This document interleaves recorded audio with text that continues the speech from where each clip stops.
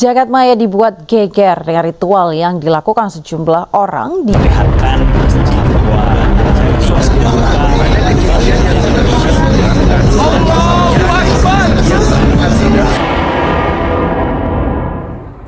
Munculnya paham menyimpang di Indonesia pastinya sudah sering terdengar di telinga kita. Sejak sebelum republik ini diproklamasikan, para pendahulu dan pejuang bangsa kita telah sadar akan adanya esensi nilai agama sebagai landasan negara.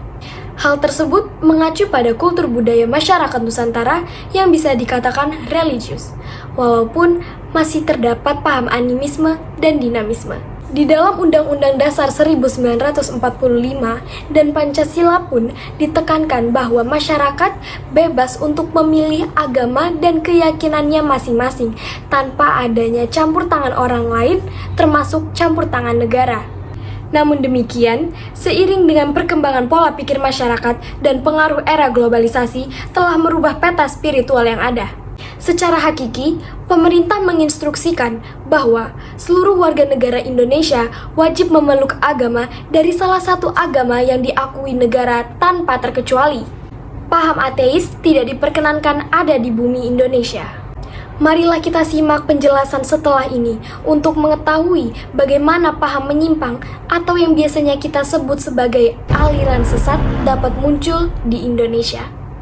Keyakinan merupakan hal yang paling dasar dalam setiap pemikiran manusia. Demikian juga dengan agama. Banyak sekali aliran dan sekte dalam sebuah ajaran agama.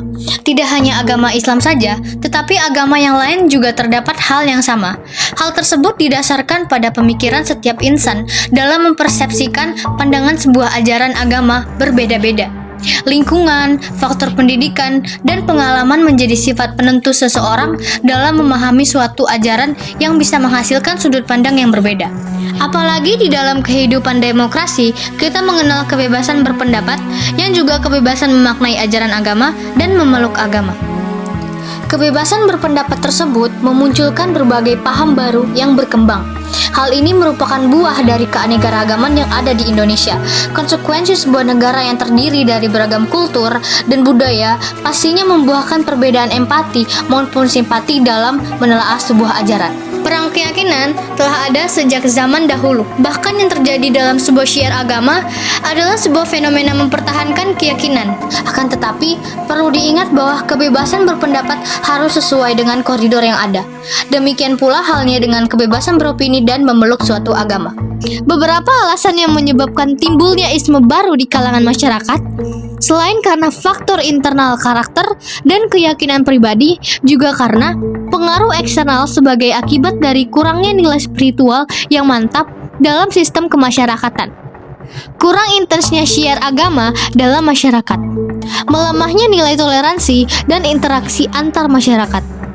Kesalahan tafsir kebebasan demokrasi bahwa bebas itu bisa apa saja, tetapi tidak memandang suatu ikatan nilai tertentu.